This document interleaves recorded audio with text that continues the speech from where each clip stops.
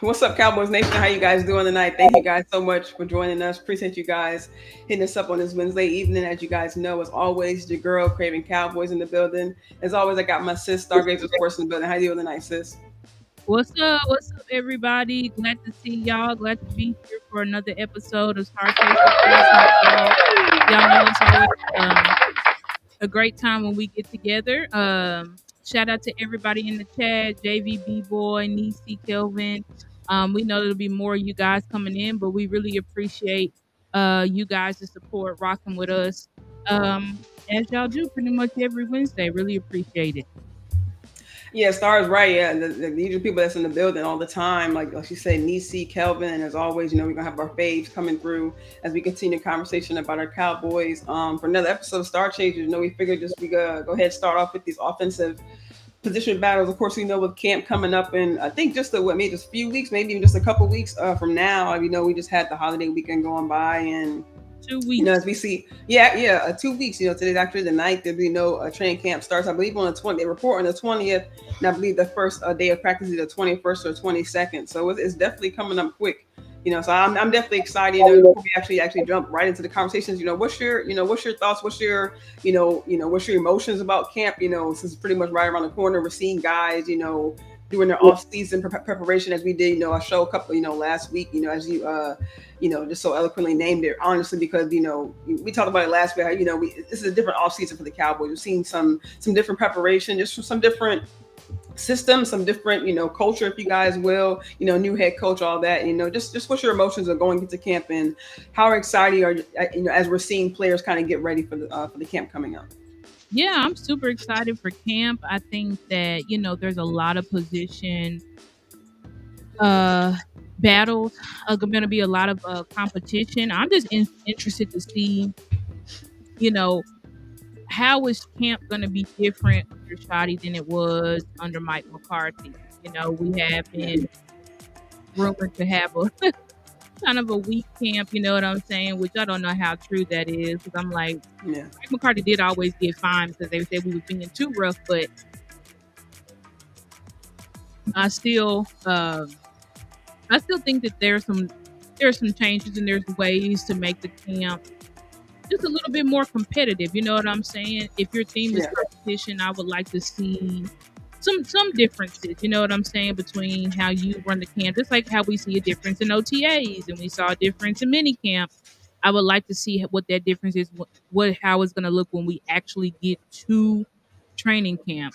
But I am super excited, one, just to see the guys get back on the grass. You know what I'm saying? I'm really excited about that. It's been a while. It's been a long off season, Yeah. but we're back. You know what I'm saying? We'll be back in 2 weeks. Finally, getting back to football. You know, football season is near. We're about 2 months away from kickoff. I think because we play on Thursday versus the Eagles, so we open up this season. Yeah, so we're about 2 months away from kickoff, and so it's just exciting. But yeah, I am looking forward to. We're gonna get into these position battles on the offensive side, and then next week hope to get to it on the defensive side. But yeah, today we're excited to talk about position battles of the wide receivers as well as the running backs. Of course, we know the first two spots of the wide receiver position is locked up, but big question mark is on who is going to be that wide receiver 3, who's going to be that wide receiver 4. You know what I'm saying? Because those positions are going to be important in our offense, and then of course the running game is integral to our offense. If we want to see changes, if we want to see us be able to get further in playoffs, we have to have a running game. I don't care if we go undefeated with no running game. Once we get into the playoffs, I'm going to be expecting a quick exit. You know what I'm saying? I'm not going to get like we did in 2023.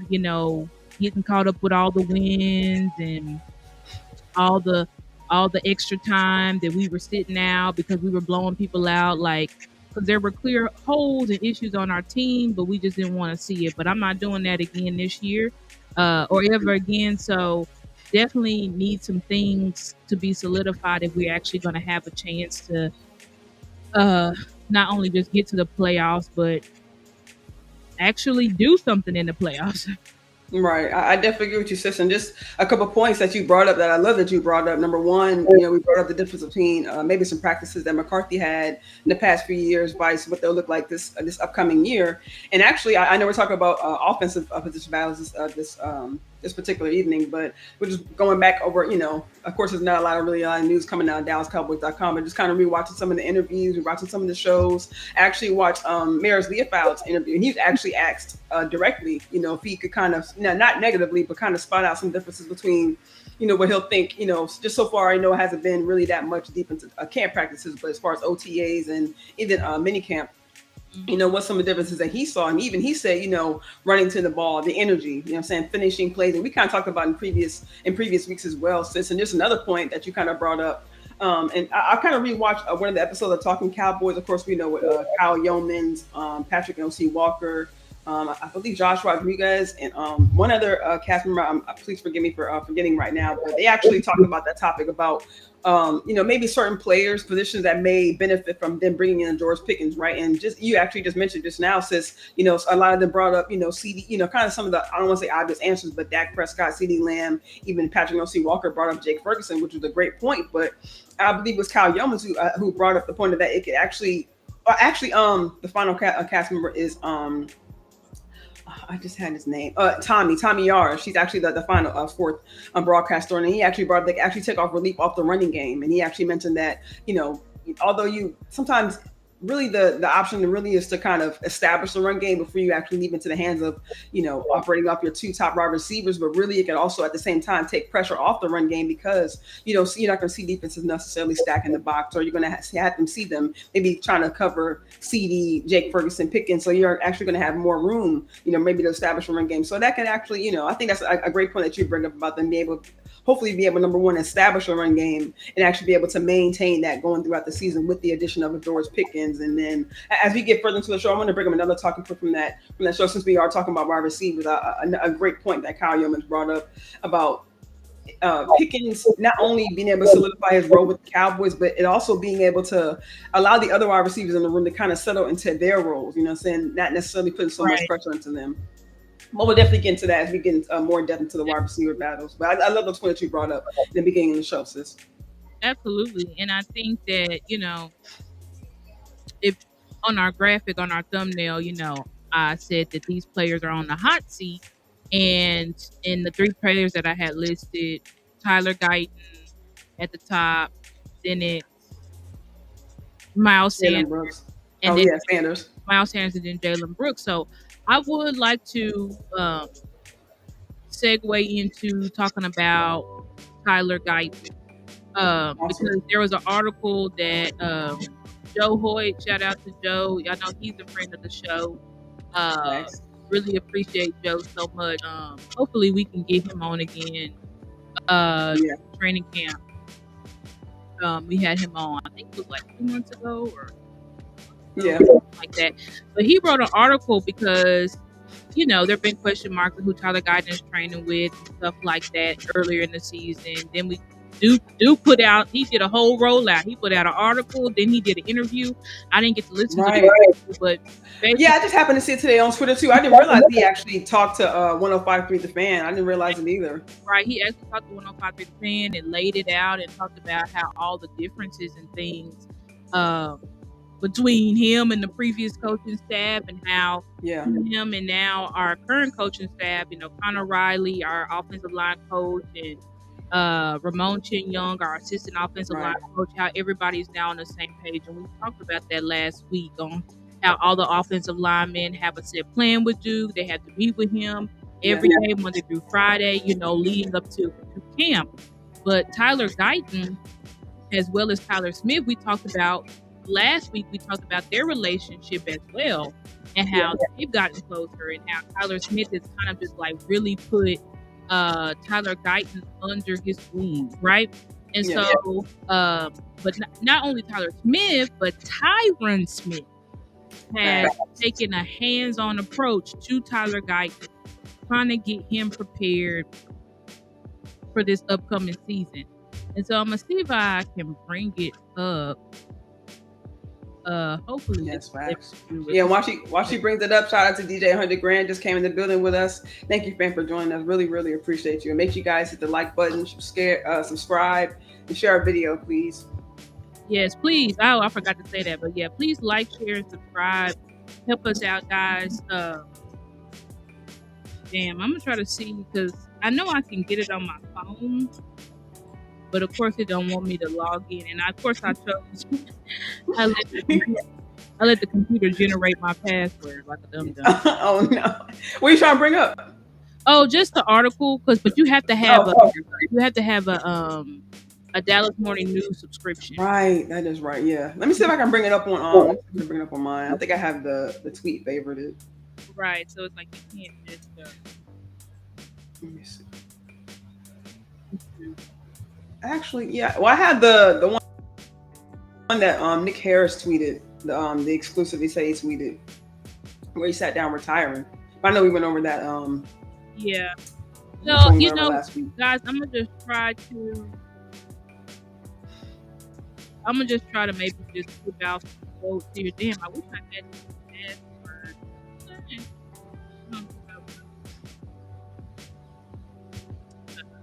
But anyway, I'm gonna see if I could just basically, because that's like I could send you a screenshot or like clips of it. Yeah. But I don't know if that'd be too much to put into the show for right now. I should have did it before. I thought I'll be able to just access it. I did log it up through my Twitter. But I think basically what Tyron did, this was his first year. Tyron did an offensive line summit in Vegas. And so Tyler Guyton attended that summit. I'm sorry I can't really bring it up for you guys, because again, I don't know the password to this, and I basically have to get it from my computer. But he had a summit, and he talked about this part that I really want to go over, where he talked about, because everybody knows the best thing about Tyron Smith is what his punch, his hands. Everybody always says that. They say as soon as Tyron Smith gets his hands on you, it's pretty much game over. And so, we lost sis. I didn't even recognize that.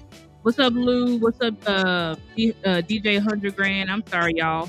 I think something happened to sis. She probably got kicked out. So I'll just scoot over here so y'all can see me. But anyway.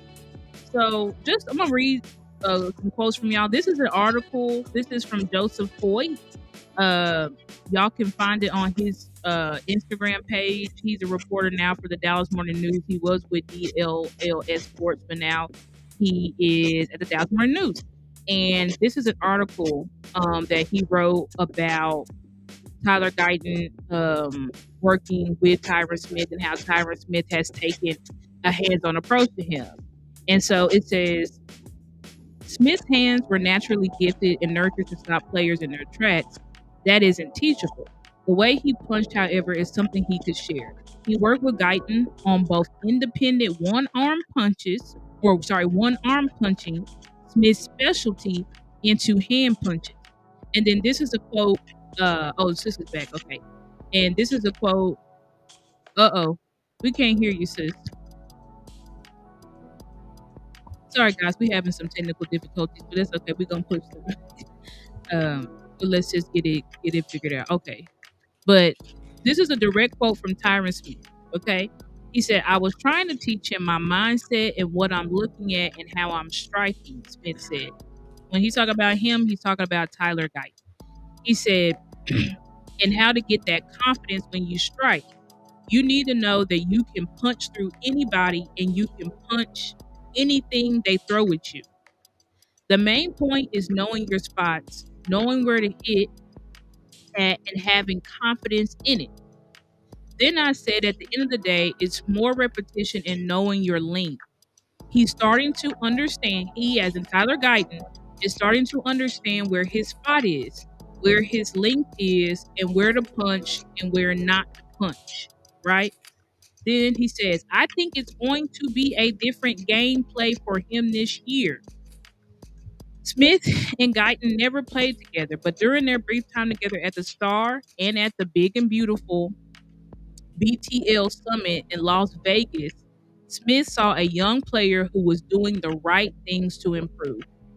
And then this is Tyron Smith again. It says, he said, I can tell he's taking it to a point where he wants to get better. He wants to improve and he just needs a little technique here and there, which he's honing in on right now in the same way as Tyler Smith. He has that raw talent and he just needs to learn how to use it, which he's doing now. So I think that that's amazing. I think a lot of people have been questioning Tyler Guyton. Is he it? People were saying we may should have drafted a left tackle. I hear people saying that Austin Richards may be coming for his spot, and that is possible. You know what I'm saying? I haven't heard much from about Austin Richards this preseason. This offseason. Right. But of course, that doesn't mean that he hasn't made games. He doesn't look good because sometimes the reporters just don't report on certain people because they don't care about them. You know what I'm saying? Or they're just, when I say they care about them, it's just that they're just not a name that many people are worried about. The name that everybody's worried about is Tyler Guyton. So I think that this is now, Shotty said he took a step, and even in this article, I don't know, maybe I can I'm gonna at least try to post a link in my chat to this article so y'all can at least have it that way, because I hate to just be reading from somebody's content and I can't show it, unfortunately. Yeah. I posted for mine too. I have it pulled up in the. Can you talk about the article where Tyron talked about working in the camp with them with Smith and Guyton? What'd you say? I said because the article you're talking about is where he was talking about working with Smith and Guyton. Yes, where he was talking about working with Smith and Guyton, but I just focused on the part where he was focused on the part where he was talking about the specific work that he's doing with Guyton. I think that Guyton is making. I think Guyton. What I was saying was Brian Schottenheimer said Guyton has killed it this offseason. He's focused a lot on his. They said even in the article he's focused on his flexibility, changed his eating habits. So those were two things that he needed to get better at. And then I just read to y'all about how he's working on his punches, his hands. You know what I'm saying? Then last week we talked about Duke talking about that same thing, as well as his stance and maintaining proper balance so that he doesn't get off balance, so that he's not getting thrown to the ground because he's lunging. So Tyler Guyton is on the hot seat because I do believe that if he does not perform this year, that they're going to look to replace him. But I don't think that he's going to be replaced, because I think that he's doing everything that he was supposed to do this offseason in order to not only make sure that he's a quality starter, but to also make sure that he's performing up to the standard, up to the Dallas Cowboys left tackle standard, which is a Hall of Famer. You know what I'm saying? And so that's why it's very important. He's there too, Sissy, and he's there actually getting appointed from him. It's not like, he's still with the Jets, off with another team, not able to be in contact with him. He's actually being able to actually work with them. So, that can get doing that direct. Exactly, because now Tyron's retired. So really, he has nothing but time now to sit here and so I can at least share my screen to just show y'all Joe's page. I can't go directly to the article because it's gonna put that paywall. But this is the article on Joe Hoyt. So y'all see it here. That's his @ so y'all can go there, and then this is the article here. So y'all can read about it. But I think that it was a great read. Shout out to Joe. And yeah, please y'all go like that post that he made and share, because I think it's an awesome article. Yeah, and just to kind of add a couple points to that, just like I said earlier, I was kind of rewatching some interviews. Guyton also talked about, he talked about Smith kind of taking him underneath his wing, and he was kind of like an influence on how he changed his diet, kind of being in the gym and things like that, and kind of rewatching Tyler Smith's interview. He talked about how he's going to take some of the younger old linemen even during the summertime, even despite the camp that Tyron held, even just working with the coaches, he was staying in contact with them. He said himself that he was going to take the younger linemen, guys like Booker, stay in contact with guys like Booker, guys like BB, guys like Guyton, who are still kind of coming along, into the second year. So for him to take the initiative of that. Now, actually, I don't know if I have the tweet up right now, but just to kind of reflect on the leadership that Tyler Smith is bringing to the line. I also have I seen the tweet earlier where he was, I think, working with a young kid where, he took time out of his day and actually was able to put in some work. Let me see if I can bring up this tweet just really quickly to kind of showcase a little bit of Tyler Smith's leadership that he's kind of showing in this offseason at the same time while working with. Yeah, actually, let me share this right quick. Yeah, I think that Tyler Guyton, as Tyron said in the article, he has tremendous upside. He probably had the best upside of his rookie class, of his tackle class. Upside, not saying he was the best coming out. I had him graded as a round pick, but I'm saying upside, he had probably the highest upside in his rookie class. So, the fact that now he's getting the proper development and coaching, because remember we spoke about how Mike McCarthy and Mike Solari did not want Tyler Guyton. They did not want him. He was a guy that they knew they had to develop, and remember, they were all on proven years, and so his development suffered tremendously. And clearly there was at odds with what they wanted to teach him, what Duke wanted to teach him. So it was just a mess. It was a whole mess. But we're glad that now they've got that fixed. But since that picture of just Tyler Smith, I'm glad that he took him under his wing, and then they both went to Tyron Smith's camp, and that they're both looking to Tyron Smith as a mentor, someone who can help them, someone who can develop them, and just make them better and get this line performing to standard. Because I think that our offensive line has been underachieving. They've underachieved significantly under Mike McCarthy. I believe that the entire time under Mike McCarthy, the offensive line underachieved. Even in 2022 when we had a run game, we were still worse in the league in pass block win rate. So we've never been good. Our offensive line, which is integral or a piece to your team, was not good. It wasn't good. Hits all the hits and deck injuries and all of this type of stuff. So hopefully we get that solidified, because if we get that solidified, then that's when we can truly return to dominance, like we had been, Dak's rookie year and then before that.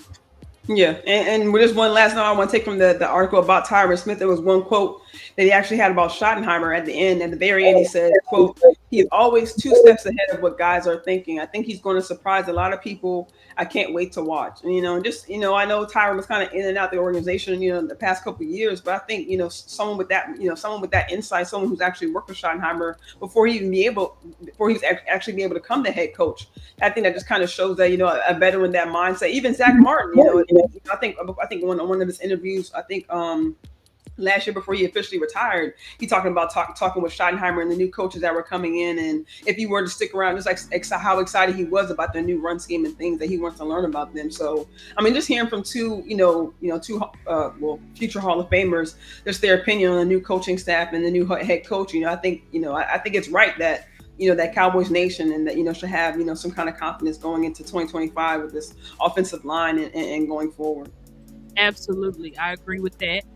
And so I think that's good on guidance. I think from there we can kind of segue into talking about Dak's interview. I do have those clips from I believe it was on John Machota's I bookmarked them all. Okay. So listen to clips. Dak had his he has his annual camp. I think in Frisco or Frisco. Some of those, one of the part over there, Prosper, all of it, whatever. So he had his annual camp. I can't think of the name of the city, but he had his annual camp, and he really had said a lot of interesting things. One, update on his health. He feels really good. I feel like we don't really need to play that clip, but I think that a good clip, two clips to play that are good, is about George Pickens.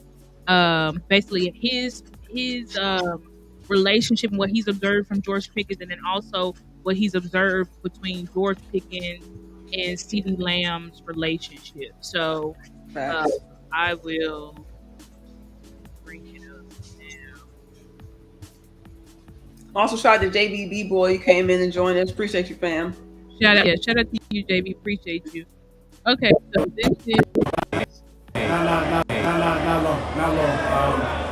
This is Dak on why it's not going to take long for him and George Pickens to get on the same page and be ready for the play. Not long. As I said, having dealt with the trades before, like Lamar, Cooper, Brandon Cooks, I mean, no turn on that guy's tape. He's getting separation. He's got separation. Even when he's not getting the ball at times, and hell, when he doesn't have separation, he's still making the catches. It's not going to be hard. For me, it's about getting that ball near that guy and letting him go be George Pickens and go turn on the tape. He's ready to do it. So he was basically, I didn't mean to stop sharing, but basically saying not long. You know what I'm saying? And clearly, him and George Pickens have already picked up the chemistry because they've been working together now since OTAs through minicamp. Then they both went to. We love you too, JB. Appreciate you. Love you, man. I got Rico, Stephen White came in. But they worked. Then they went to Georgia. That was interesting. This year, Dak and them went to Georgia. You see, last year they went to Colorado, or it's like Oregon or something. Yeah, something like that. Before that, I don't remember where they went. I think it's interesting that they went to Georgia because Georgia is hot as hell. You know what I'm saying? In the summer. So that kind of just gave me like maybe a mindset. Like Dak was like, instead of let's go into nice, beautiful Oregon where we can be out in the cool weather and ass Georgia and cook ourselves and like let's put ourselves in uncomfortable situations. Yeah, and you can see from the pictures of them sweating, you know what I'm saying, just how much work they were putting in. All that water they was drinking. And exactly. They was out there working. They wasn't out there lollygagging, you know what I'm saying? They were out there getting better, putting themselves in, difficult situations. Well, at least I like to think so. But anyway, let me go to. Damn, I had it up. Bookmarked it. Oh, I think it's and then going to this is his comment on CeeDee and George Pickens and their relationship. Those two men, that's two guys that want the other guy to succeed just as much. That is literally the best part about those two men is seeing it firsthand, just them two hanging out and me the bystander not going how it's going purposely for a little bit, just picking at them. They love each other. They love each other's company. They love each other's game. They're just watching on the field, them talking to each other, to them just being one-on-one, like I said on the court, they're going to push each other. And to be the guy that gets to get them the ball, it's exciting as hell. Because you turn on the OTA tapes, and one of the guys, the ball's in the air, and the other one's got his hands up celebrating already. We just got to continue to grow that and continue to make sure that that's trending right there. That's two guys that want the other guy to succeed just as much. So clearly there, he's speaking about, because people are like, well, how is that going to work out? Dak and CeeDee, because they're both number one wide receivers, and for some reason there's just this narrative that if you got two really good players on your team, it's just not going to work out. I don't know why people say they just think it's not going to work out. I'm like, it's definitely going to work out. CeeDee and George Pickens had a relationship before they even became teammates. You know what I'm saying? Right. And so so that's what keeps them together and not doing the tit for tat. You're competing, but you're competing healthily. You're not competing in a way where you're not celebrating your brother or celebrating your teammate when they're helping the team win. You know what I'm saying? Like CeeDee is the one who said this at the beginning of the offseason. I need help. So he knows how important George Pickens is, and he's thrilled, and what he's trying to do is just get closer. And like Dak was like, I'll just go in there and I'll just observe them. They don't even know I'm watching them, but I what they're doing and see. You saw Dak showing his old head cap right quick. He's like, I kind of sit back and kind of watch him a little bit. You know what I'm saying? But I mean, that's like it kind of for me. He kind of showed his you know what I'm saying? Kind of showed, not his soft side, kind of show his fan side. Like the fans are really excited about seeing Dak and about seeing CeeDee and George Pickens together. That's kind of how we feel. We love seeing them kind of build that relationship. Seeing CeeDee have a wingman. I think because I think earlier later in the interview was asked about CeeDee being there. It kind of being different than last year because CeeDee wasn't able to go last year because of contract situation. So I think that's another kind of thing I kind of got from this interview. That's another nugget I kind of got where he kind of talked about the maturation of CeeDee and how he's kind of taking another wide receiver under his wing, because a lot of times we didn't really see CeeDee really have contact or really spend a lot of time with the other guys in the wide receiver room, before Pickens showed up, right? Exactly, because exactly what you said. The year before but the year before this past year, he was holding out. So he, as soon as the 2022 or 2023 season ended, CeeDee was at the building. He never returned. He never came back to the building until he was signed, literally. So that was him just away. He was away from the guys the whole time. And he spoke about that. He has a YouTube channel now. He showed his documentary and stuff. Yeah. He spoke about, he was like, I never want to go through that again.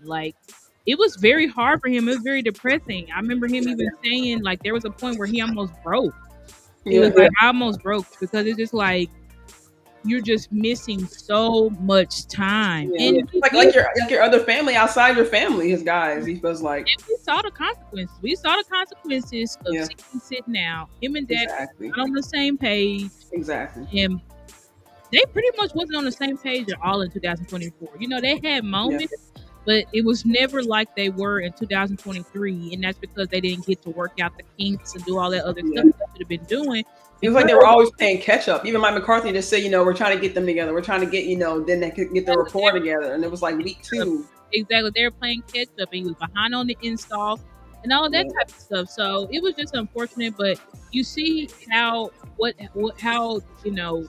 camaraderie and everything comes together when the players can actually be together and not freaking worried about contracts. Right. Exactly.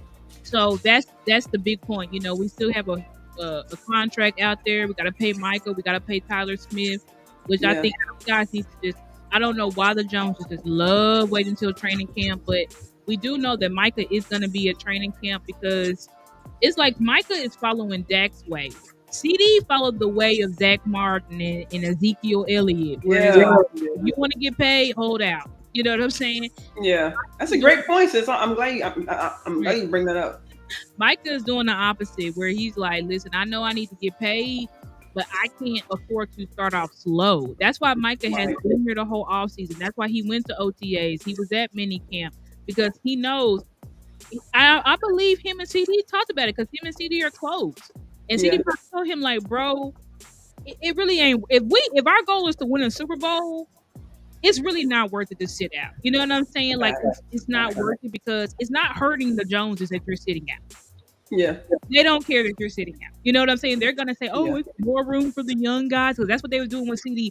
Oh, we're not worried about paying him. We got the young guys here. We need to develop the young guys. So they don't care. It's you missing time, and when your stats are down, that's all they look at. They don't look at, "Oh, well, he sat out because we."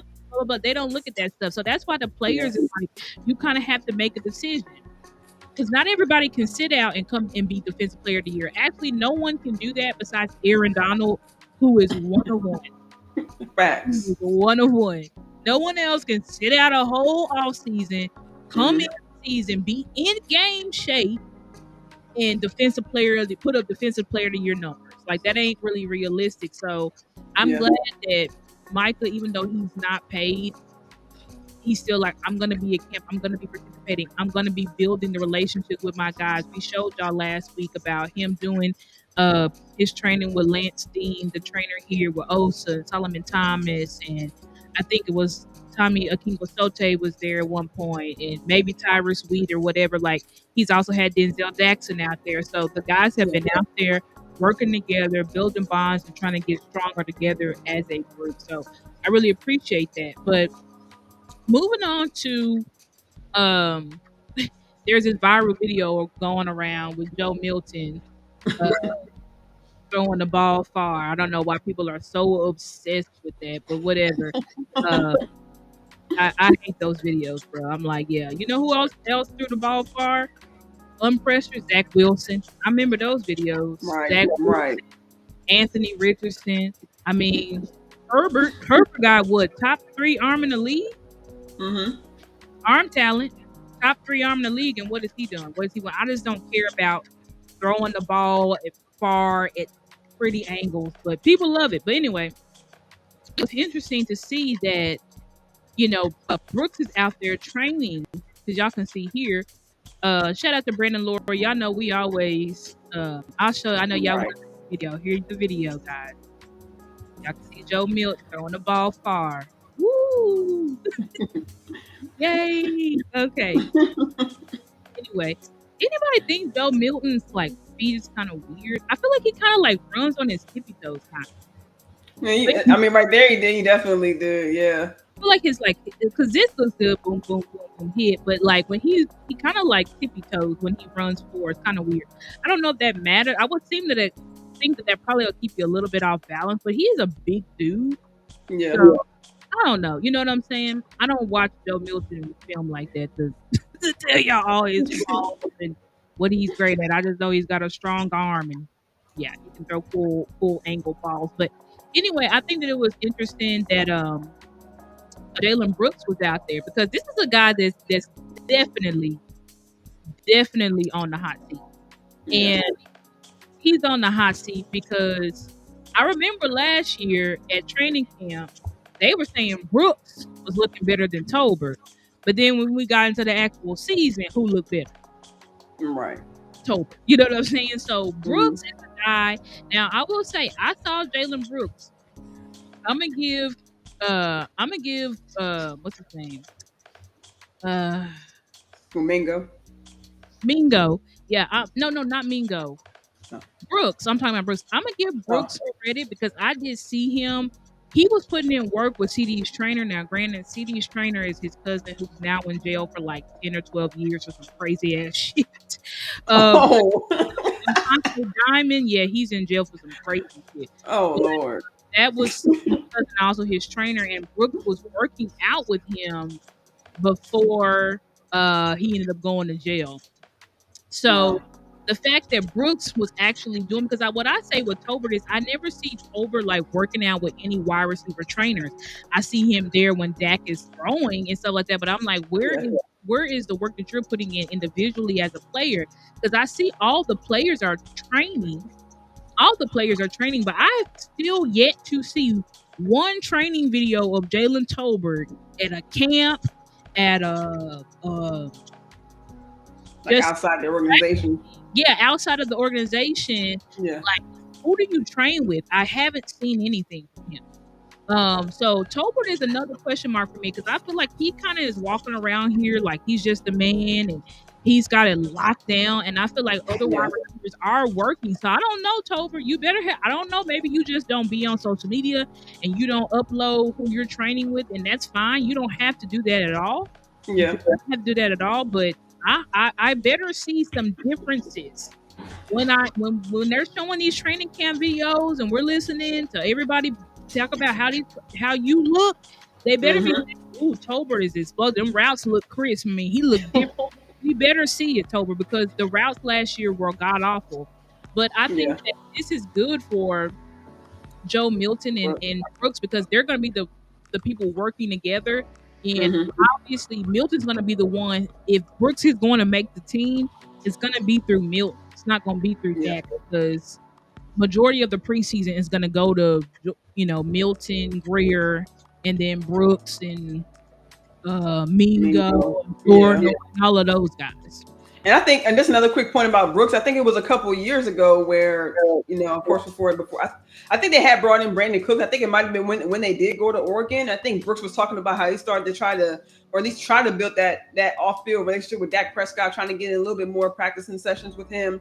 I think he had a one-on-one interview with Miss Nicole Hutchinson at one point in the season, talking about how Dak was able to kind of give him a few pointers, on and off the field, and how he was trying to. I kind of compared it to the relationship that Tolbert and Dak had at the time. I thought that Brooks was kind of trying to follow the same trajectory. I just think that, like you said, by the time the season came, Dak was trying. Well, like we mentioned earlier, Dak was trying to play catch up so much with CeeDee, kind of playing with other players. I think he just kind of fell off by the wayside. So I think he might. Not saying he might try again, but I think he may have a little bit of that background, maybe a little bit of upper hand, or maybe some of the guys in the room as far as that relationship with Dak, and maybe a little bit more rapport established than maybe a Mingo, who I know they're going to give a shot to, but maybe more so than a Mingo, or maybe some more of these newer guys that are actually going to be in the room. Maybe some of these rookies. I'm saying I think Brooks, maybe even have I don't want to say over Flournoy, because I think Flournoy will still get a fair chance, but I just think based on some of the comments I heard from Brooks, kind of having a little bit more of an off-field relationship with Dak Prescott, that could give it, and like you mentioned earlier, him throwing a little bit more with Joe Milton, maybe some of those snaps may be helpful in preseason. Yeah, because I believe that he's one. I believe all of those guys are on the hot seat because we don't treat low-round draft picks anymore like your spot is safe. Facts. We do not. If we pick you like in the 6th or 7th round, your spot is not guaranteed. It's not safe. Not even as a rookie. We will cut you right. 2 years in a row, and I think we're going to do it again this year. So Brooks, Flournoy, even though you just got drafted last year, I feel like the only person that the Joneses will be real skeptical to cut is Mingo, and that's just because they want to be right by him, and they traded a 4th round pick for him. But Flournoy, Brooks, someone says Turpin on the hot seat. We were supposed to talk a little bit about Turpin getting arrested. Right. Turpin did get arrested this past week, I think. Yeah, this last week. I think over the weekend. I think it was Sunday or something like that. Yeah, he ended up getting arrested. He had weed and he was speeding. I'm like, why are we always speeding? Speeding. Right. He had weed in the car. He had a gun. Pretty much the same thing that Sam Williams had when he got caught like 2 off seasons ago or whatever. I think it was 2 years in a row he got caught speeding. I think. Yeah. Sam Williams. I mean, you know what I'm saying? Probably. So it's like with Turpin. I mean, I haven't spoken about it because I don't think it's that big of a deal. It's weed and NFL players, people with money. They have guns, you know what I'm saying? Because they hear and see how these rappers and entertainers just was walking around unarmed and got. So now should he have that gun registered and legal? Yes, there's no reason for him not to have it. He's in Texas, but who knows? Maybe he's got some issues on his record where he can't legally carry. I don't know. But I'm hoping that he doesn't face suspension. Sam Williams and them didn't ever face suspension for that. So I'm hoping that Turpin don't face no suspension. I don't think that he's on the hot seat. Even if he do get suspended, I don't foresee it being too long. And I don't think he's going to be on the hot seat just because of how much the coaching staff, the team value him. It was just like a mistake. And that's the first mistake that he's done since he's been here. He's been with us. Right. I think he just got resigned. So I think going to his 4th year, his 5th year. Yeah, it's got to be like at least 3rd, 4th, or 5th year he's been with us. So I don't see this. I don't see. He said Sam did get suspended. Oh, he did get suspended. How long did he get suspended? Maybe the first year. Sam Williams got suspended. He was hurt. I don't remember that, but maybe he did. He may get suspended. I don't know. Hopefully, it's not for too long. I don't remember Sam Williams getting suspended because Kelvin Joseph didn't even get suspended. Yeah. For the murder charge. So I don't remember him suspended, but maybe he did. You know what I'm saying? Yeah. But I don't think that he's on the hot seat regardless. Because like I said, I think he means a lot to the team. I think it's just a mistake. People are like, how is Shotty gonna handle it? I mean, talk to him, sit him down, tell him don't stop speeding and don't carry a legal gun in your car. And if you're gonna do it, then don't be speeding to where the police can pull you over. Like, let's make smarter decisions here. We gotta make smarter decisions. But and I don't think. Yeah, go ahead. Oh no, I was just gonna say I don't think it's a reflection. I know a lot of people are saying, what's Shotty gonna do with our players buying in and this, that, and third. And I don't think it's a reflection of the organization or it was a July 4th weekend. You know what I'm saying? Like Star said, these players need protection. I mean, I know it's kind of unrelated, but I don't know if you guys watching the news, but a lot of these celebrities, athletes, their houses have been getting hit, by being robbed and while they're gone for the weekend. Or I think Patrick Mahomes, I think Travis Kelce got hit around around playoff time. I think they said Dak Prescott, one of his houses got hit around the time. So I mean, it's like Sis said, it's not unheard of for players to be carrying gun. Like she said, it's definitely the right thing to have it registered, but I don't think it's a reflection of the organization or what he thinks of of his job, or he's not taking it serious, or right. So I think nothing to do with Shotty. Like that has nothing to do with him. Like what? I think that yeah, and you were right, Kelvin. Sam did get suspended for 3 days, so Turpin may get 3 games, not days. So Turpin may end up getting suspended. But at the end of the day,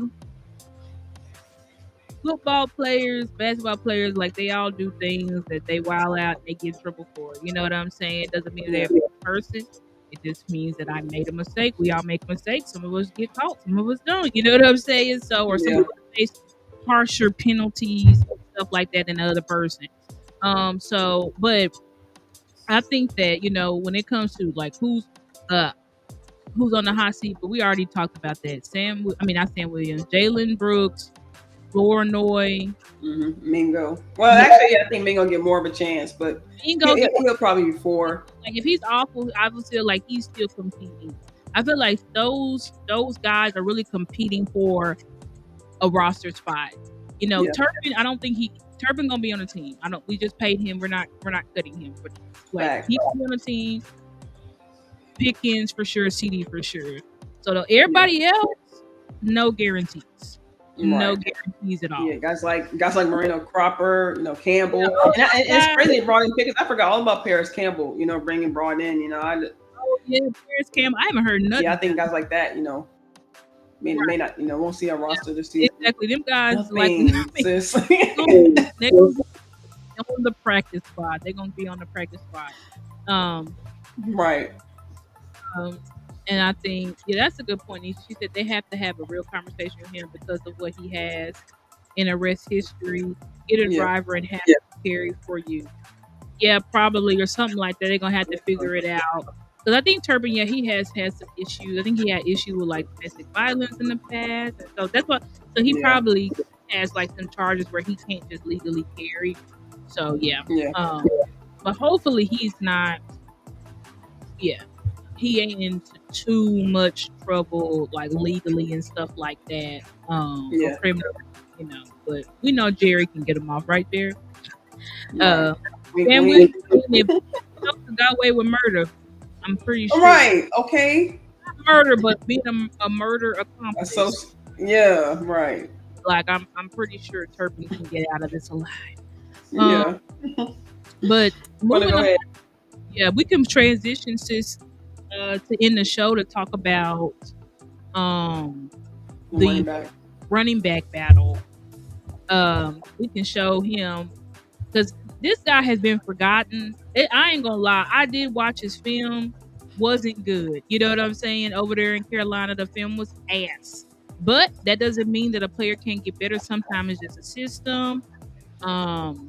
Sometimes players just don't play as hard because they know, like, you favor this guy over me or whatever. These coaches be out here be having favorites. So there's a lot of factors that play into why Sanders just did not work out. How he was great with Philly, and then he got paid to Carolina, and he just has not looked good over there.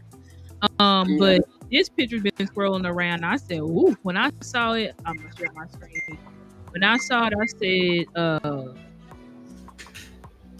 she said, isn't he in court in August? Yeah, he may be in court in August. These people, what that got to do with anything? Very powerful man in Texas. I'm pretty sure he knows every judge, he probably knows these district attorneys and everything like that. So yeah. And he's why think he playing the Netflix release in that same month. You know what I'm saying? To kind of deter from Jerry know what he's doing. Exactly, Jerry know what he's doing. But anyway, this picture been swirling around Miles Sanders. He looks massive. I ain't gonna lie. He looks he looks completely. That ain't the same Miles Sanders they brought in when he first interviewed, when he first signed him. That is not the same. My thoughts is, kind of going back. I have some notes here. Going back and watch some of the interviews, like Deuce Vaughn. And I even seen, with some of the younger running backs talking during the orientation. Maffa and Jaden Blue, of course. They're talking about. They talked a lot about the veteran presence in the room. They talked about Javonte Williams, Miles Sanders, just kind of giving them nuggets here and there. And I think this kind of made me think about like another, subject. The coaching staff bringing in a former, first round picks, former guys who held, were held in high regard in their positions, like Miles Sanders, who does have a Super Bowl with Philly. Javonte Williams, who was a former first round pick. Kind of my thoughts are, I wonder if these guys can kind of get back to some of their expectations. These guys, if Miles Sanders, if Javonte Williams can get back to who they were, before they went through injury, like Williams, or like Sanders, who maybe lost his spot to a younger guy, or maybe just kind of come back on the depth chart. So I'm just wondering if, he has that in his mind. This picture kind of tells me that Miles Sanders is not saying he's not worried about the rest of the guys in the room, but I think he's trying to prove himself to the organization and really trying to prove himself to himself. You have two, maybe even three younger running backs in the room. They drafted two. You still have Hunter Lipke, who I don't know who's going to be a tight end, halfback, mix or anything like that. Of course, you have Javonte Williams, who, we've been hearing a lot ourselves in Cowboys Nation. He's going to be number one. He's going to be the starter. We have a number one guy, who's going to, you know what I'm saying? And a lot of people have been saying that Miles Sanders may be the guy that may fall by the wayside, or he's going to be one fighting for a job, or, although, he's the one, he's maybe he's the sole guy in the room that has the ring. You feel me? So he may be taking that personally, saying that guys, that Cowboys Nation, or maybe some of the guys in the room, of course, competitive, looking to take his spot or try to take a spot from him. You can look at it that way, but I think for at least for me, in my opinion, I think he's feeling that, hey, I need to, prove myself. Not that I haven't proven anything, but hey, I'm the one in this room with a ring. So let me show, let me have some, show my veteran presence to show exactly what I can prove. He don't got no ring. He didn't ring. Oh, he didn't have a Super Bowl. He went to the Super Bowl, but he don't got no ring. But he is my bad. He's the only. No, you good, sis. I think he's the only one, unless Javonte Williams has one too. I'm pretty sure Miles Sanders is a former Pro Bowler. I think he's a one-time Pro Bowler. I think. So he is the only. Him and Javonte Williams really are the only people that have. What's the word? They're the only people that really have like tenure, previous status. Yeah. Here in this league, because behind them you got Deuce, Phil Maffa, and Jaden Blue. And so each of these guys, I would like to show too, Jaden Blue and Phil Maffa. I gotta check my bookmark. Okay, here, I got this from Jaden Blue. But they've both been, because I saw one from Phil Maffa too. Let me see if I saved it. Yeah. But I feel like this is what the coaches told them to work on, because in previous years, Let me get so. Let Now me I know if haven't you have seen it. I had the math. I have the Maffa one favorited. If you don't have it.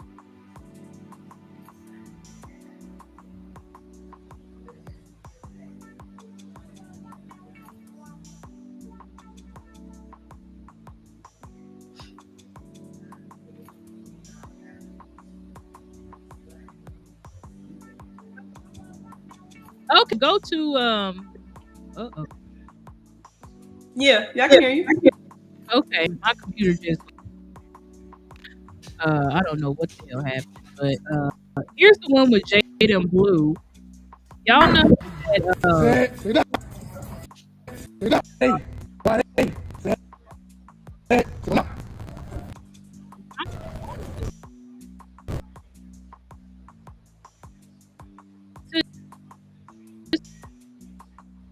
can you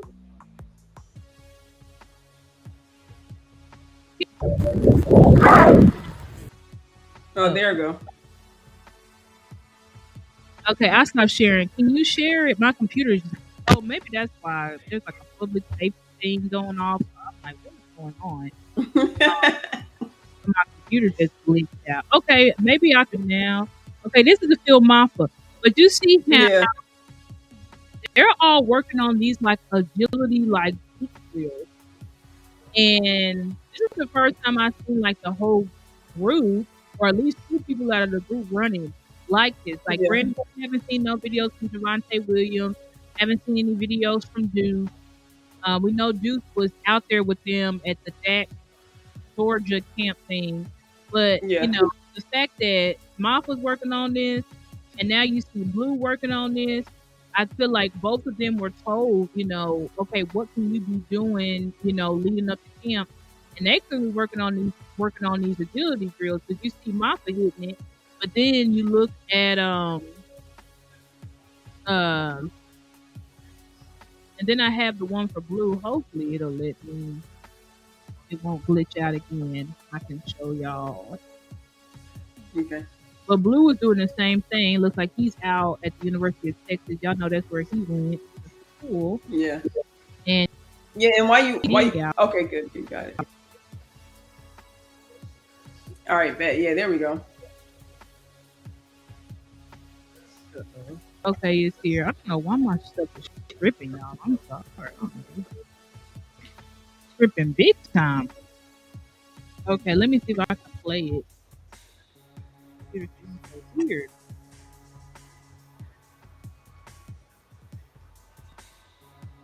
If not, I think Brandon Laurie has it on his page too. Okay, let me see if I can bring it up right quick. Yeah, bring it up because I don't know what the hell my computer's doing, but it's being weird right now. But yeah, it looks like all of them is really working on these like types of agility drills and stuff like that. I feel like that's great for Maffa as well as for Blue. You know, people like to say Maffa needs to play tougher, but Maffa himself on not just being a bruiser because he's 6'1" and huge. You know what I'm saying? He likes to also have that. Right. We saw him.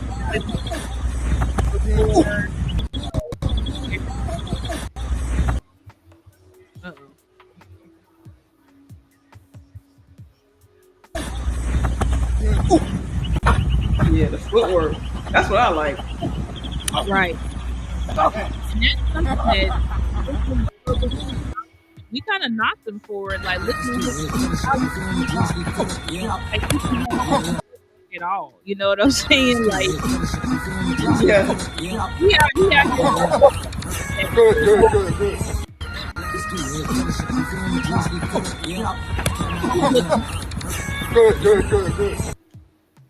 So I mean, I'm glad that these are what these guys are working on because if you watch the film, this is what they needed help on. Now, obviously, Maffa, you want him to play a little bit stronger. You know what I'm saying?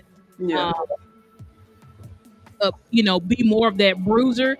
It'll be interesting to see, you know, how he comes in the training camp because I think they would like for him to be both. They would like for him to be agile, but also be a bruiser. They would like for him to be like an Ezekiel Elliott type, where Zeke was shifty and quick and stuff like that, and had the ball carrier moves, but he also was that bruiser that I'm gonna fall for. You know what I'm saying? I'm gonna lean on you. So we'll see if Maffa can, translate to that. We know that he was real good at Clemson, ended up getting hurt, his numbers tanked. But before he got hurt, he was averaging like 133 yards a game. So we'll see. But I do think that obviously in the running back room, we put Miles Sanders on the thumbnail and said hot seat for sure, because you're the forgotten man, as Sis said at the beginning. No one is talking about Miles Sanders. Everybody's saying camp body.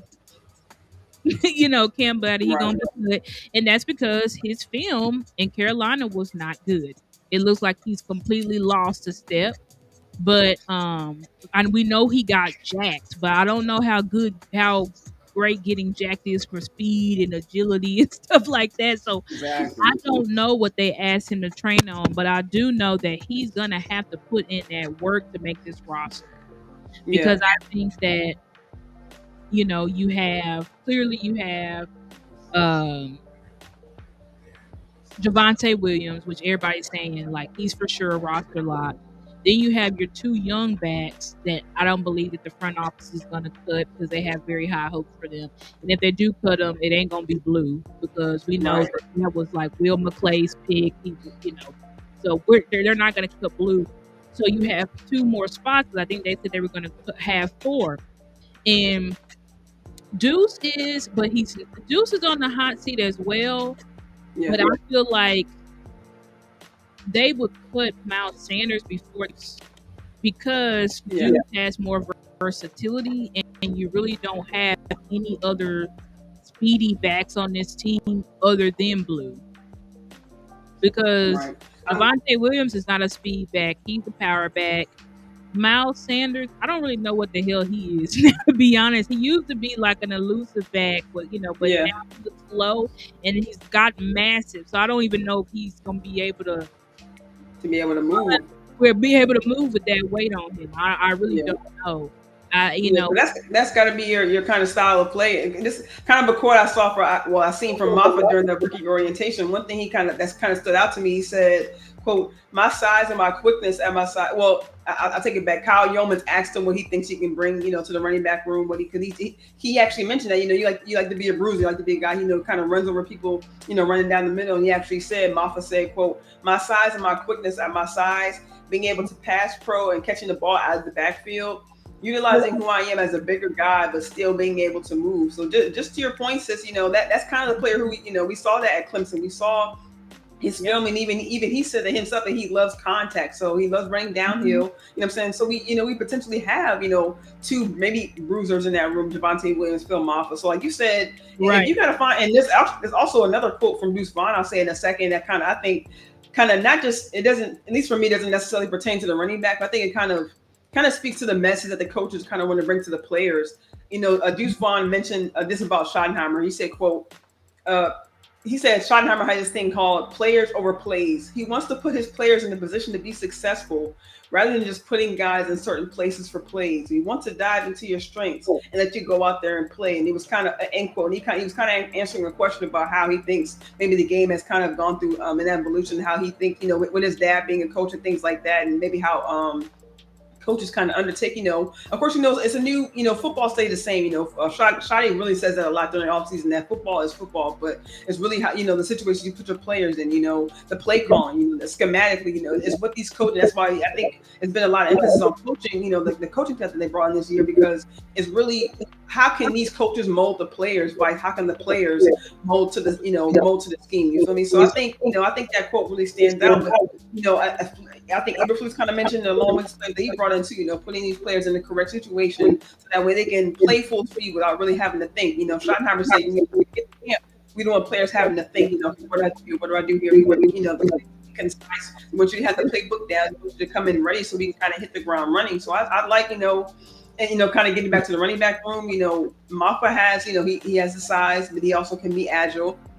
Like you mentioned, Jaden Blue, has the footwork, kind of a not just his speed back, but he can also catch up the backfield as well. So we have the running backs. We have Deuce, like you mentioned. He has different skills. He can. I think me and my dad talk about this a lot. He could potentially maybe start taking maybe kickoffs or maybe punt returner. You know what I mean? So just last year he was working on it with Turpin, and then they didn't let him return any kicks at all. They were doing that, I think, but maybe not a lot with Topher, but somewhat with Topher. Well, you know what I'm saying?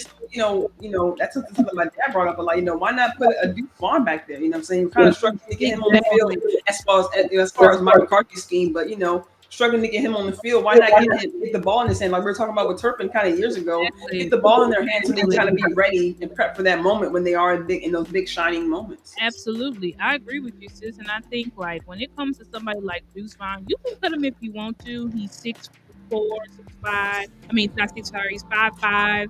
Little legs or whatever, but you don't have, unless you're gonna go out there and trade for like a Travis Etienne or some other back that has some type of like speed and change of pace.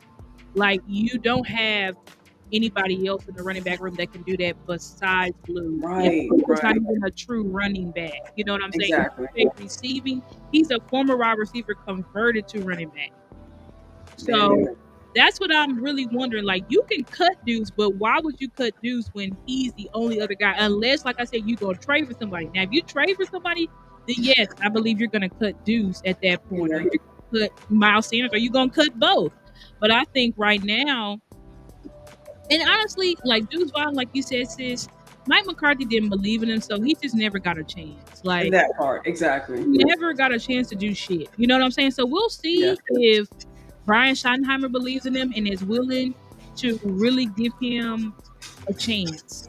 You know what I'm saying? Like, we'll see if he gets a chance. If he don't get a chance this year, then I do see him I do see them cutting him because they just feel like they don't have a place for him on this team. But I really do think that, it would make sense to carry 4 running backs, and I think you need to carry 4 running backs.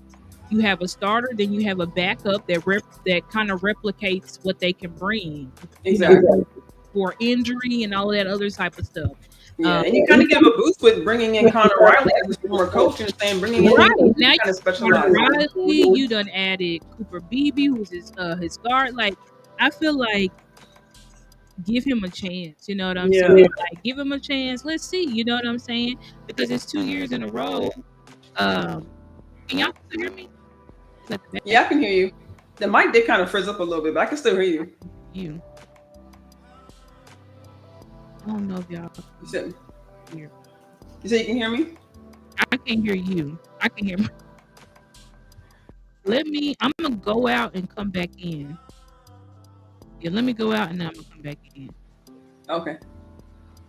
All right, while sis goes out, she's gonna hold on, let me get this down right quick, you guys. She's gonna go out right quick and then come back in. But just like you were saying, hopefully we can kind of find ways to kind of utilize guys like Deuce Vaughn. You know what I'm saying? Like I said, at least in my opinion, I feel like we can kind of use Deuce as a way, because he can do multiple things: catch the ball out of the backfield. I'm saying, like I mentioned earlier, maybe take punt returns, kick returns. But we really want to have guys who can we can have multiplicity.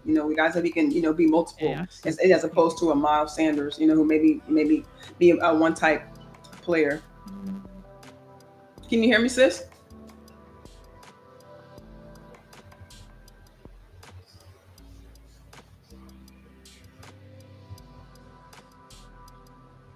Hello.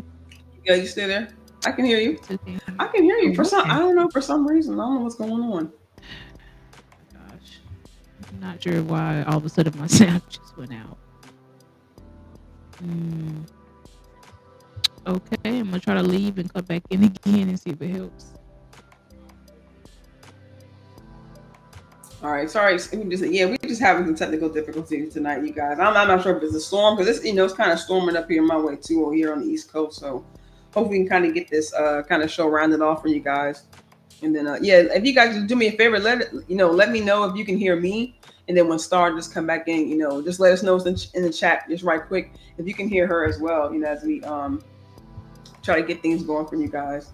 But I know, like today we talked about wide receivers, running backs, just some of the position group battles that we may see coming up here in camp. And I really don't think that, like I think we mentioned earlier, we some of the top guys that we know as far as wide receiver, CeeDee Lamb, George Pickens, of course, Jalen Tolbert, Jonathan Mingo. I think those would be at least the starting four, the top four. I think that those last two spots, maybe up for grabs for guys like Brooks Flournoy, Marino Cropper, maybe some practice squad guys, I don't know, like I mentioned earlier, I don't think, maybe like a guy like Paris Campbell may not have a great of a chance, but as far as running backs, we talked about, that position pretty much being up for grabs, like we just talked about Deuce Vaughn, Hunter Lipke, as we know, both of those guys were there for Dak's trip. Okay, Stephen White says he can hear me. Hopefully we get Sis coming back on here soon. Oh, yeah, actually, yeah, that should go right there. Okay, I can hear y'all now. I don't know what the heck happened. Okay, bet. Yeah, JB said Illuminati. I don't know what was going on. I'm glad you were able to get it back going. I'm like, what's going on? It was just we were just rocking too. Yeah, I don't know what happened, but okay, I'm glad I'm back.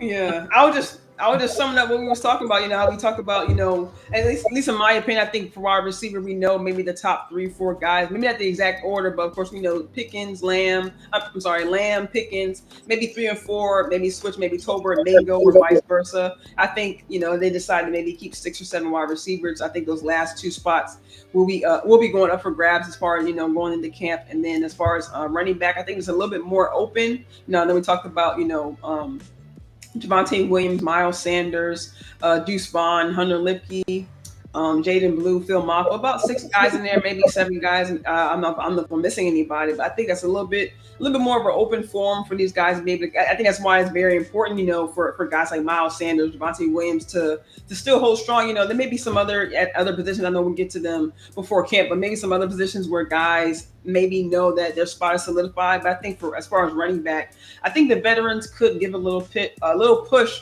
for the younger guys, and I think. At least for this room, I think going down the season, I think we'll see more of the stars kind of, show themselves. I think we'll have stars to start the season, but I think the guys will give maybe a little bit more of I don't want to say room for error, but a little bit more room for competition as far as to see maybe who the starting guy will be to maybe week 2, week 3, because we do have a pretty, strong schedule. So maybe by week 2, week 3, because we don't have a lot of time to play around, I think they'll start to see, how these guys are able to run, and maybe even early as preseason, just with it being an open form, I think we'll see a lot of these guys maybe play. I don't know how many snaps we'll see, maybe for guys like Williams. Maybe Williams may not play, but maybe Sanders may not get a ton of snaps. But I think the younger guys will, get a lot of snaps. But I think we may even see maybe as early as preseason, maybe just who are maybe for sure stars will be. That's just my opinion, because I think the running back room is just a little bit more open for competition.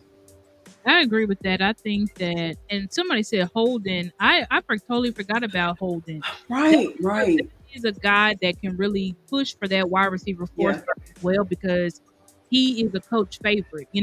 Coach Junior Adams went out and got him because he played for him at Oregon. So that is a wild card where I feel like he could potentially make this team. And I think, because remember we talked about last week, there should be somebody that makes this team that we didn't 100% think would made it or beat out the other person, but they did. But, that's the only way to know if true competition exists, because if everybody makes it who you just assume who would make it, like, was there really a competition? So I definitely think they probably carry about like 6 or 7 wide receivers.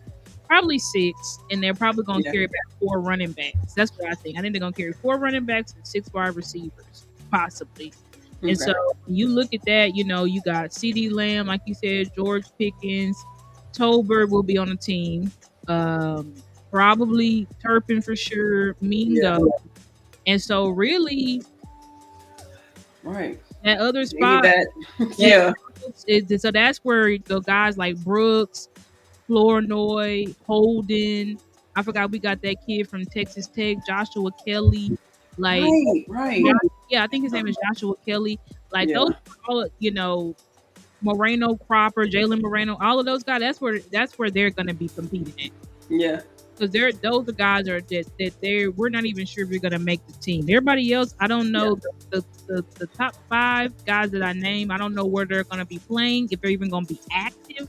Like Mingo, I don't know if you're gonna be active game day, but think that they're probably going to allow you to make this team just for the simple fact, like I said, that we put the 4th round pick. But hey, I don't know. I was Mingo at that camp with that.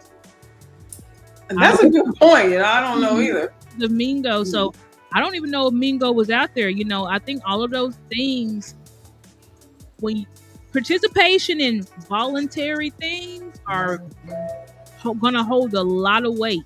Yeah. You know what I'm saying? Because I don't think it's a packed room. It's a very packed room. Very, very packed room. So, and I believe Dak's input obviously is going to have a say on who's going to get on that field. So, and then I think with running backs, I really think they only going to carry 4. And so right now, that's the room where it's like, I don't know. You know what I'm saying? I know for sure Williams and for sure Blue, but the other 2 spots, I don't know. I really don't know. Somebody said Hunter Lupke could be on the. I know he was out there with Dak and them, and I think Hunter more of a tight end. They see him as a fullback tight end hybrid than a running back. So I think that he's in a different category than the running backs, even though he's a fullback. But they, like I said, they see him doing more fullback tight end things than I'm gonna actually be running the ball, unless it's like a. Yeah, and he can catch the ball too. I think they may see him as like a Swiss Army knife, or maybe even more of a Swiss Army knife. Exactly, that's dudes, because he can play behind the line and stuff like that. That's why they see him more of a tight end. Well, at least that's how the previous regime saw him. I don't know how him, so that would be interesting. We just have to see, at camp, who is he training with? Who is the group that he's primarily with? Is he with the running backs or is he with the tight ends? And I think that will pretty much give us our answer. But anyway, I think we hit all topics today. I think talked about these guys that we think are going on the hot seat, and they're gonna have to make something shake. It looks like they're training, but I mean, training don't matter. I mean, training matters. Right. It's about what you do on the field. Everybody knows that. So it's gonna be real interesting to see how these battles shake out. But we really appreciate y'all for rocking with us. Again, we really love y'all. I love you. Love you guys. Really appreciate you guys so much for y'all's continued support. Topman, we saw that you came in late here, but we really appreciate y'all's continued support. We ask that y'all will please like the video, please share it, and please subscribe to our YouTube channels if you haven't already. Mine is Stargate. I think since you have the banner at the bottom. Yeah, actually, thank you for reminding me. Let me put it up right quick. Yeah, but mine is Stargazer Sports. You see Mickey's there, Craven Cowboys. So y'all please subscribe to, and it's just Stargazer Sports Media. You can put it in there, but I think Stargazer, it just put in Stargazer Sports, it'll pop up. But we really appreciate you guys so much for y'all's love and support. We ask that y'all continue to support us, donate to our cash apps, so that we can continue upgrading our look, our equipment, and everything like that. We really appreciate it. We're trying to get some things upgraded as we go into the 2025 season.